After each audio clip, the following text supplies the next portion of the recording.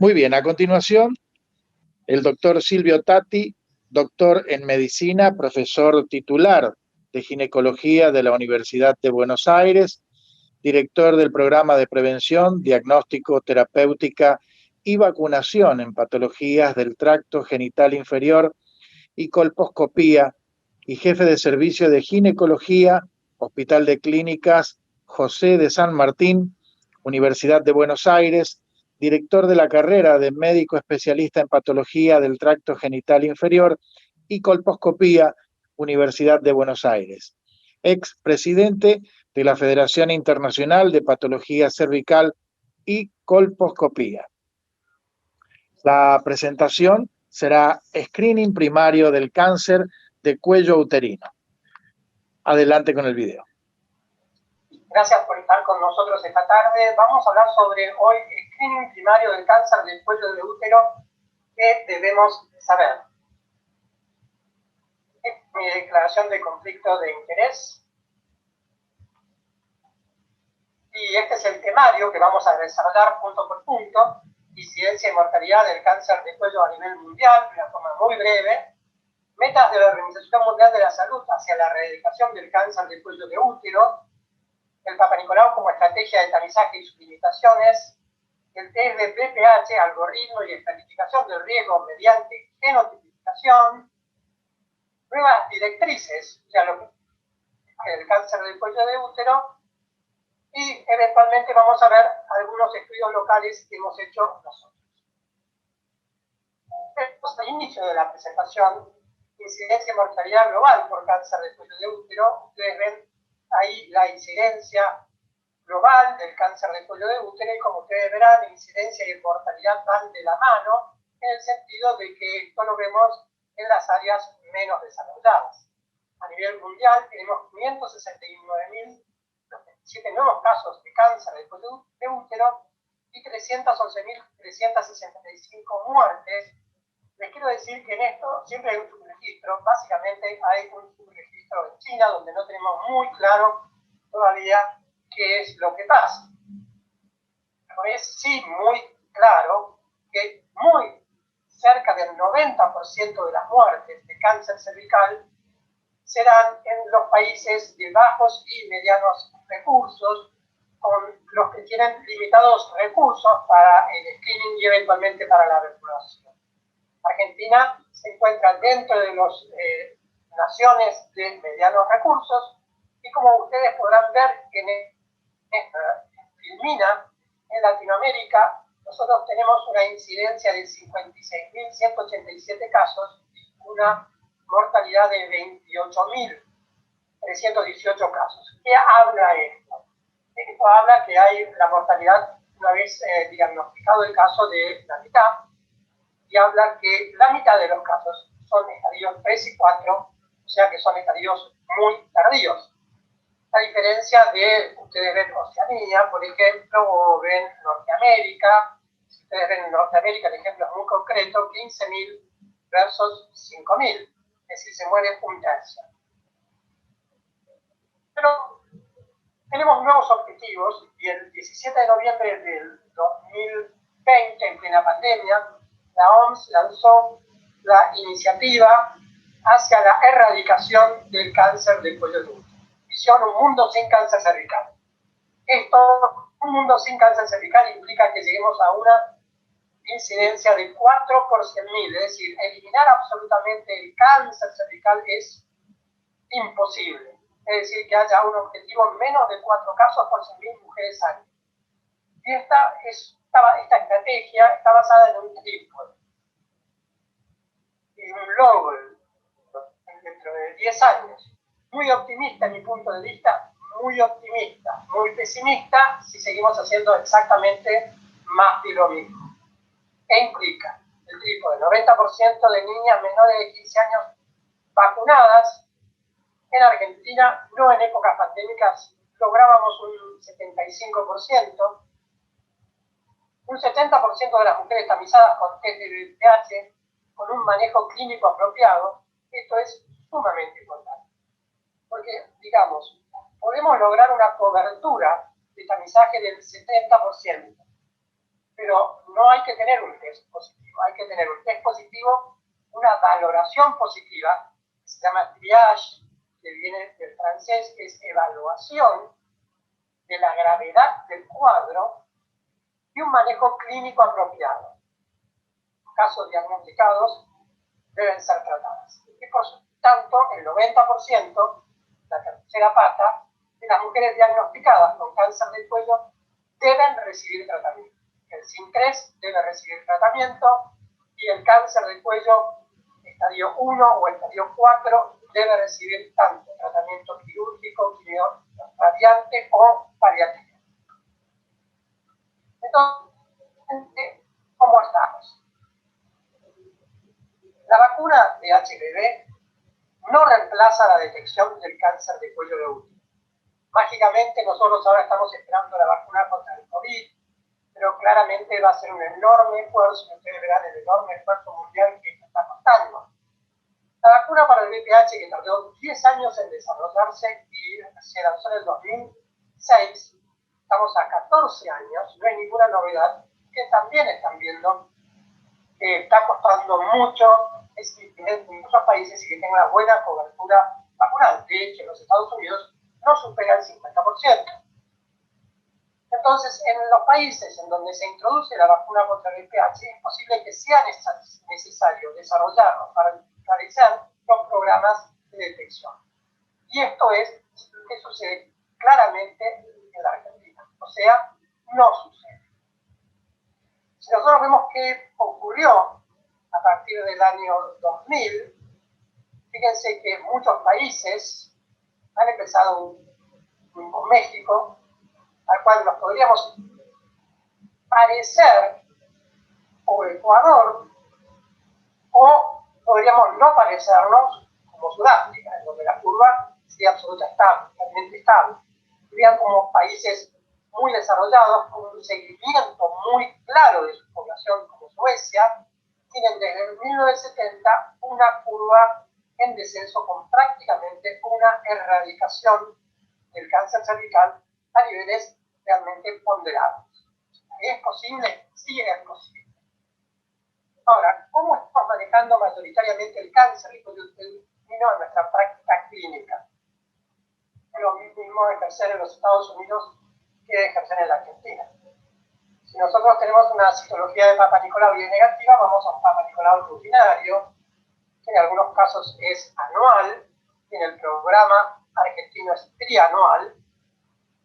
Si nosotros tenemos una citología insatisfactoria como ASCUS o ELISIL, podríamos repetir el Papa Nicolau o directamente vamos a una colposcopía en nuestra práctica clínica. Y si tenemos una citología con HiSIL, SIN2, SIN3, vamos directamente a una colposcopía de evaluación. Ahora, nosotros tenemos el Papa Nicolau convencional, introducida por Babes y Papa Nicolau en la década del 20. Y fue ampliamente adoptado en los países industrializados después de la Segunda Guerra Mundial, es decir, en la década del 50. Y redujo significativamente los casos de cáncer de cuello de útero en los países en donde vimos, por ejemplo, Suecia, con Papa Nicolau anuales repetidos en el tiempo. Y seguimiento poblacional, es decir, cada ciudadana sueca, cada vez que nace, tiene un número de DNI, que es el número del QUID, jubilación, etcétera, etcétera, incluyendo su número de Papa Nicolau. Y si no se hace el Papa Nicolau, el Estado bloquea su cuenta bancaria y le manda una carta para que venga a hacerse el Papa Nicolau. Ahora, ¿qué sabemos en la práctica con el Papa Nicolau? La variabilidad de las citologías. Entonces, podríamos hacer que tengamos concordancia con el diagnóstico en revisores de calidad, que es un trabajo muy bueno de Stoller y Mark Schiffman, que se produjo en el 2001, cuando empezó todo, básicamente los test de VPH. Ustedes vean esta cifra, pero me gustaría que vean esta cifra, el 47%. Es decir, la variabilidad interobservador es del 47%, sobre una revisión de 5.000 láminas. Sobre 5.000 láminas, el 47%, prácticamente la mitad, no pensaba lo mismo, lo cual es sumamente importante. En este momento, ninguna vacuna sería aprobada si no tiene por lo menos un 50% de eficacia. Nadie lo duda. Y ningún medicamento por FDA sería aprobado si no es por lo menos un 50% mayor a la estándar de cuidado existente. Por lo tanto, vamos a ser muy claros. Si en este momento submitimos a FDA, para FDA, el Papa Nicolau, este no sería aprobado. Pero fíjense ustedes qué es lo que sucede. La citología cervical carece de precisión y falla en detectar la enfermedad. ¿Cuánto falla? Fíjense ustedes, si tienen ASCUS, 57% de los ASCUS son erróneos. Y esto es una salida elegante médico-legal para el sistema americano. Pero lo peor de todo es que el 53% de los SIL de alto grado tienen un diagnóstico erróneo. ¿Qué significa? Que puede ser cáncer o puede ser menos. Puede haber sobre o subdiagnóstico. Entonces, esto es lo que llamamos medicina basada en la evidencia. Son los trabajos, es el trabajo de Stoddard también, donde evidenciamos cómo rutinariamente y sistemáticamente esta es la falla del Papa Nicolau. Y esto, la falla en la sensibilidad del Papa Nicolau para síntomas y más, es algo que se repite en Alemania, en Inglaterra, en Italia. Entonces quiero presentarles este trabajo más moderno del 2011, donde ustedes ven que la sensibilidad oscila entre el 44 y el 74%, dependiendo de cada autor. Pero la medicina de evidencia está siendo dejada de lado y va hacia lo que llamamos ahora la medicina de precisión. Es decir, que sabemos ya que la etiología del cáncer del cuello es el BPH.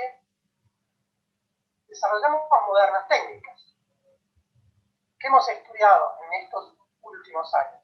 Casi todos los cánceres del cuello uterino, casi el 99%, en los últimos papers el 95%, son causados por 14 genotipos de BPH de alto riesgo. Los genotipos 16 y 18 de BPH se consideran los de mayor riesgo y son responsables aproximadamente del 70% de los cánceres del cuello de útero. Para los trabajos realizados en el ICO conjuntamente con nosotros son responsables del 72% aproximadamente. Por lo tanto, 16 y 18 ampliamente de infección y transformación hacia el SIN3 y luego cáncer cervical primario. Ahora, si vamos a ser precisos, tenemos un tamizaje primario con prueba de BPH. Esta prueba de BPH, test de COVAS, ha sido aprobada en los Estados Unidos en el 2014 por la FDA, porque varios estudios han mostrado que la prueba de BPH es más sensible que la citología. Es más fácil de implementar que la citología. ¿Por qué? Porque la prueba no requiere de citotécnicos altamente entrenados, aquellos que derivan a los citopatólogos del Papa Nicolau, que resulta sospechoso. Tiene instrumentos de alto rendimiento, que significa que son equipos que tienen autocontrol de calidad, es decir, que se equivocan mucho menos que los humanos, y a su vez podemos genotipificar, una gran ventaja, que si podemos saber si esta paciente portadora de 16 y 18 identificamos un grupo de mujeres con mayor riesgo. Y volvemos a repetirnos, la citología requiere tamizaje frecuente efectivo. Entonces, fíjense ustedes, mujeres con prueba negativa al momento de comenzar. ¿Qué preferirían ustedes? ¿Tener una citología negativa o un test de BPH negativo? Indiscutiblemente, en este seguimiento de 8 años, aquellos que tuvieron una test de BPH negativo al inicio tuvieron muchísimo menos riesgo de desarrollar enfermedad. Porque la citología no era verdaderamente el estado biológico de esta mujer al inicio de su tamizaje. Entonces, la prueba de BPH como prueba de tamizaje primario. ¿Cómo funciona? Si nosotros tenemos una prueba de tamizaje primario para virus de alto riesgo, VPH de alto riesgo. Podemos retamizar en un lapso con seguridad, como después vamos a ver, entre 3 y 5 años. Es decir, que la mujer debería venir con un test negativo a retamizarse a los 3 o a los 5 años, definiendo esto en las reglas o guías de cada Ministerio de Salud o plan de detección y también el dinero que tenga cada país para realizar el test.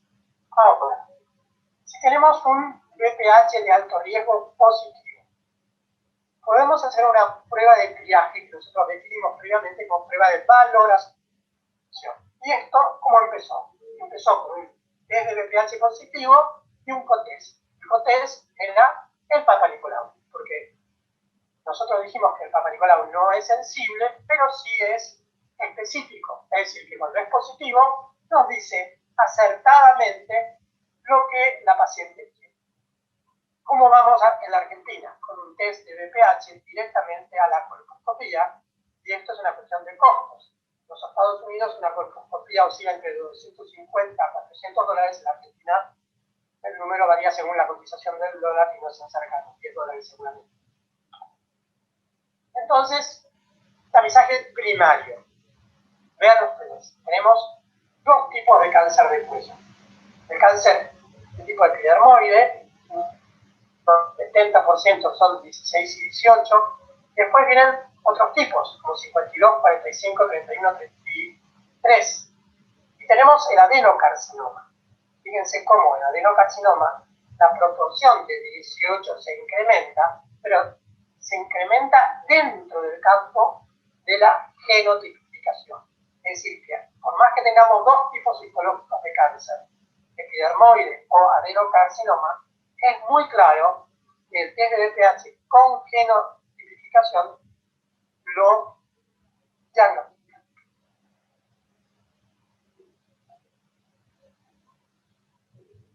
Ahora, estratificación del riesgo. ¿Qué es lo que nosotros queremos mirar en esta diapositiva? ¿Sí? Y esta es una diapositiva de Casper, del Lancet Oncology, de Covas, en un estudio que se llama Athena. Definitivamente lo que ustedes tienen que ver, y me gustaría que vean, es que el 72% de aumento en la detección del SIM3 mediante la prueba de VPH frente a la citología del Papa Nicolau como la primera prueba de detección. Yo consideraría un enorme avance en la medicina de precisión si tenemos un 72% de aumento en la detección de SIM3 mediante la prueba de VPH frente a la citología de Papa Nicolau como la primera prueba de detección. Es decir, estas mujeres fueron correctamente diagnosticadas. Después, ver el resto de la gráfica y saber si hacemos el cotest con Papa Nicolau o vamos directamente a la colposcopía. Sin duda, 16 y 18 en este trabajo van directamente a la colposcopía. Entonces, fíjense ustedes, evaluando a las mujeres con tamizaje negativo, ¿sí? O Papa Nicolau negativo. ¿Dónde pretenden estar ustedes? 1, 2 y 3 años. El menor riesgo de enfermedad y un resultado basal negativo para VPH de alto riesgo confirma la seguridad del resultado a los 3 años, presentado al panel de aprobación de FDA el 12 de marzo del 2014.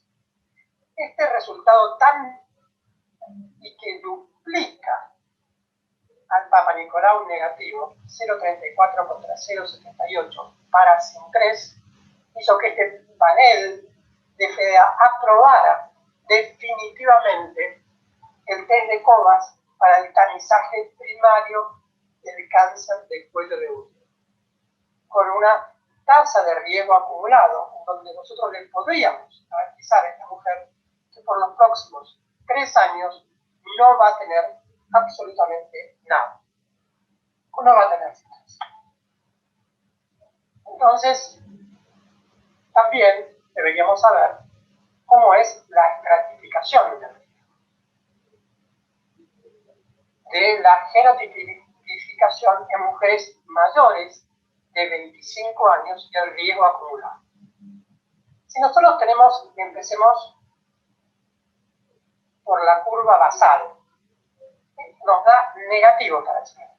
Les dije que algunos cánceres podrían no tener HIV, que es la mínima parte. El riesgo es 0,34%, definitivamente, prácticamente nulo. Si nosotros tenemos los otros 12 tipos virales, que no son 16 y 18, tenemos un 5% de posibilidades. Si tenemos 18 positivos, 11%. Si valoramos el malo de la película, 16, tenemos 25%. Es decir, que tendríamos, si sumamos 16 y 18, un 36% en mujeres mayores de 25 años. ¿Y por qué mayores de 25 años? Porque en menores de 25 años existe lo que se llama las enfermedades transitorias o infecciones transitorias por VIH, sobre todo con estos grupos de bajo riesgo, en donde la infección se aclara, en donde la infección se cura, entre comillas, pudiendo quedar en un estado latente de por vida, o se cura definitivamente debido a la acción del sistema inmunitario. Muy difícil porque son mucho más oncogénicos para 16. Por lo tanto, si nosotros vemos a la mujer en un tiempo prácticamente 10 años después del inicio de las relaciones sexuales, que continúa con 16 y 18, se encuentra en riesgo de desarrollar un SIN3, o ya lo tiene, porque después de 10 años de 16 y 18 ya podría tenerlo al SIN3, son estas mujeres las que tenemos que valorar. Fíjense ustedes, en Atenas, avisaje primario con BPH, 52.000 contra citología 45.000. Citología diagnosticó casos del SIN3 y más 179. Tamizaje primario, ¿cuántos casos diagnosticó? Casi 120 más, 294. Es decir, que es muy claro que cuando uno pone a competir los dos test sobre resultados poblacionales, 45.000 y 52.000, la diferencia de diagnóstico de SIN3 y más es muy, muy superior. Entonces, para ir redondeando esta presentación, nosotros que el tamizaje primario con el test de BPH permite a su vez otra cosa, que es muy interesante, la autotoma. Y acá me voy a detener a mencionar el estudio EMMA, liderado por la doctora Rossi en Jujuy, donde poblacionalmente tomó 50.000 mujeres con autotoma, ¿sí? Y esto logró una post 17%, no es menor, en la provincia de Jujuy, donde todos sabemos que la zona norte de la Argentina es una zona epidemiológicamente de riesgo para padecer cáncer del cuello de útero. La mayoría de los cánceres del cuello de útero, por supuesto, ocurren en mujeres que no se someten a detección. Y el automuestreo demuestra un rendimiento comparable a la de la muestra realizada por un profesional sanitario con experiencia. Entonces, ¿qué tenemos que hacer? Tenemos test tomados por un médico o por un paramédico de BPH y tenemos autotoma. ¿Qué es lo que vemos? La adherencia.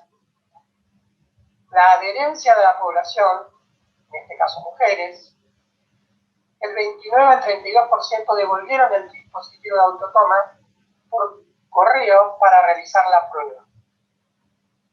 Tenemos una encuesta de esas mujeres. La aceptación de la autotoma fue del 80%.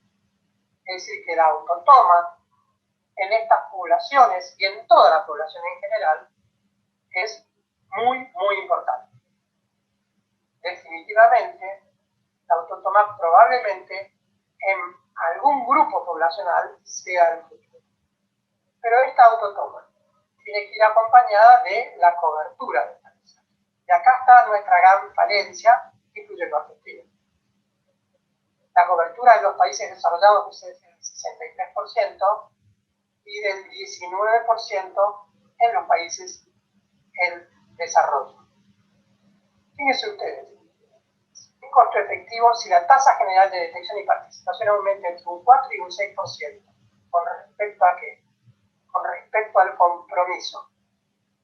Ustedes dirán, este test es caro. Sí, pero hay estudios de costo eficacia. Si nosotros logramos un 4 a 6%, por lo tanto, logramos detectar casos, es costo efectivo porque logramos detectar casos en estadios más tempranos y todos sabemos, no hay que ser un economista de la salud, que es muchísimo más barato para el sistema de salud tratar un SIN3 que tratar un cáncer cervical estadio 1 y ni que hablar un cáncer cervical estadio 4, porque incluye todo el tratamiento y el tratamiento paliativo, y aparte los gastos correlativos que no son solo el tratamiento.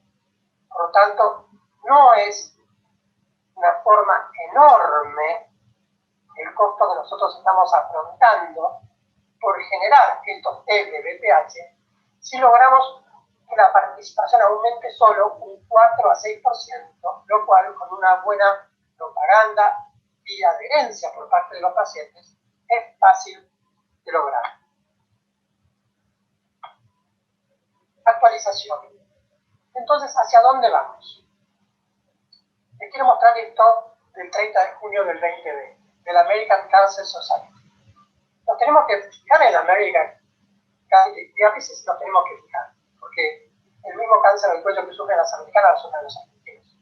Y acá si yo lo ponía en inglés, decía la American Cancer Society el 30 de junio, o sea, hace 6 meses, lead de Papa Nicolau. Shift, vaya dejándolo. Y hay 4 aspectos importantes.